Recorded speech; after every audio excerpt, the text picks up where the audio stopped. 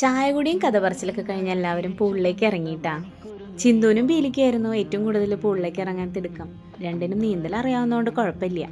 അധികം താഴ്ചയൊന്നും ഇല്ലായിരുന്നു ഈ സൈഡിൽ, അതുകൊണ്ട് തന്നെ എല്ലാ പിള്ളേരെയും ഇറക്കിയിട്ടാ. കുറച്ചു നേരം കഴിഞ്ഞപ്പോൾ അമ്മമാരും ഇറങ്ങി.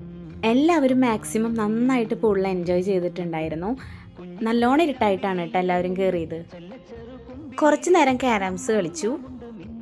അത് കഴിഞ്ഞ് ഞങ്ങളുടെ കലാപരിപാടിയിലേക്ക് ഞങ്ങൾ കടന്നു.